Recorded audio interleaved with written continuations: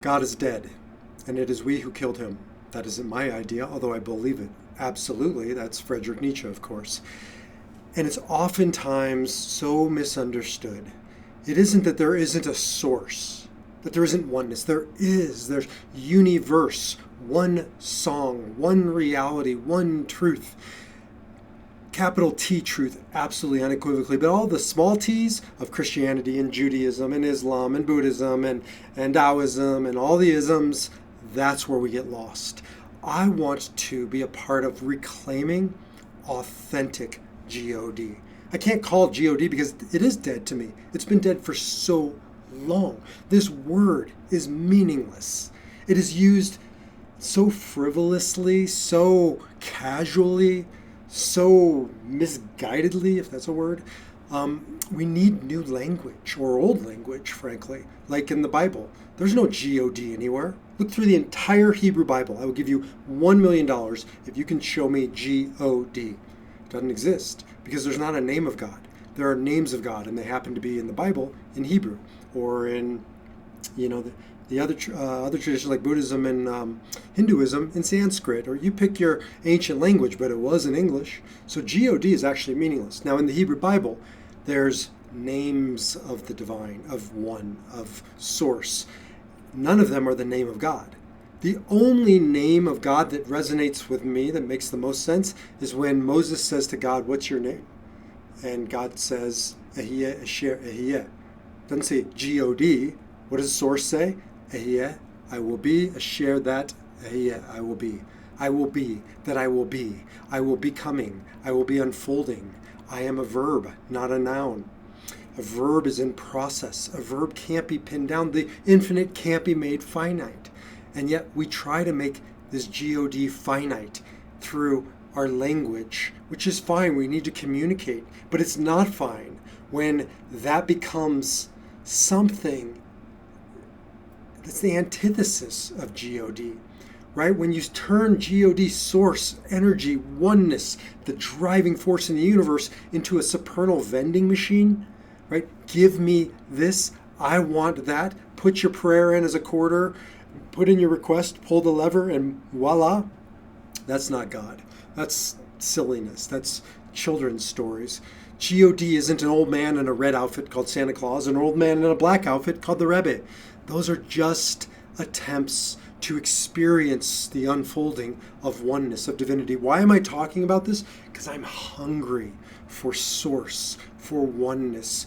I spend my life thinking about it, searching for it, experiencing it, embodying it, wanting more of it.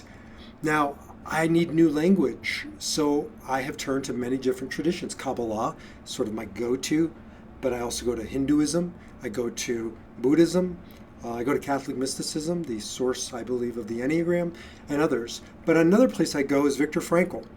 Viktor Frankl created a school of psychotherapy called logotherapy. He was a student of Freud, his teacher, got kicked out of Freud's school. Freud essentially said life is about gaining pleasure and escaping pain. And then his student Adler came along and said life is about getting power and overcoming inferiority or powerlessness. And Frankl, student of all of those, of both of them, said those are true, but they're not absolutely true. What is true is life is about meaning, purpose, your why, your essence. And he took this from the book of John, believe it or not. I don't think most people know this. Logos comes from the book of John. I'm going to quote it. It's not my tradition, so it's not in my head so easily, but it's great. It's John 1:1 if you want to see it. In the beginning was Logos, and the Logos was with God, and the Logos was God. Now, it's oftentimes translated as word. In the beginning there was the word, as in the Bible, the Torah, the ancient scriptures.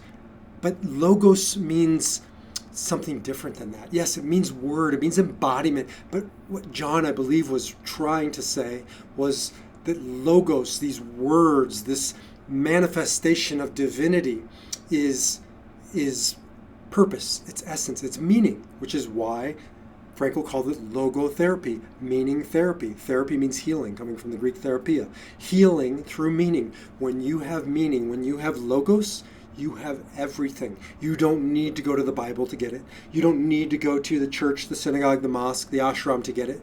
You don't need to go to a guru to get it. You don't need to buy more spiritual tchotchkes, more, love and light, spiritual practices. You don't have to do more yoga. You don't have to do more meditation. You have to go inward. It's not up in the sky. It's not out in the world. It's in you. And it's yours and yours alone. There isn't logos as in ultimate meaning. There might be, but that doesn't matter to you and me.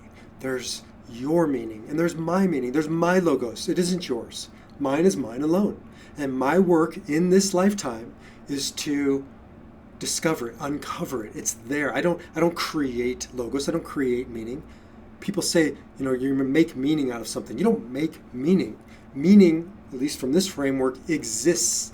It was there before the world was created. Meaning, purpose, why, the spark of divinity.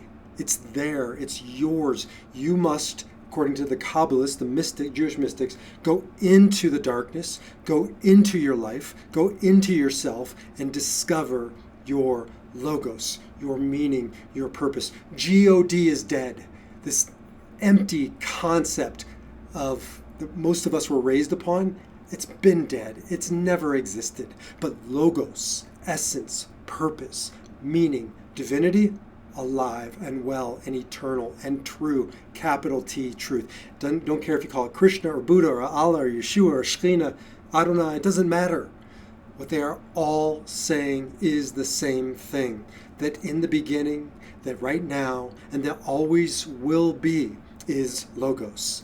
And I'm talking about this because we're going into the new year as I'm recording this and releasing this, and this is my New Year's resolution to myself, to return to my logos, to discovering it more and more. And it's not a one and done. It's evolving. It's an unfolding. I will be that I will be that I will be.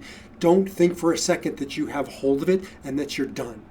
It is a lifelong process. Frankl said there's logos in this meaning, the meaning of this moment, and in this moment, and in this moment, and in this moment. And if you want ultimate logos, ultimate meaning, then the only way is to weave together your meaning moments, and maybe at the end of your life, retrospectively looking backwards, you will see the whole narrative and how it unfolds and how it fits together. But don't worry about that.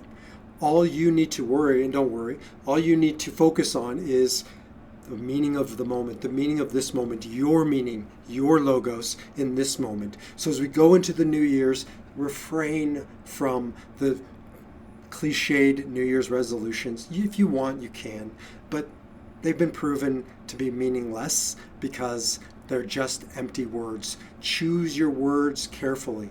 Be intentional and commit to honestly, the only thing that is yours and yours alone is the logos in this moment that is yours to discover, to live, and to share with the world.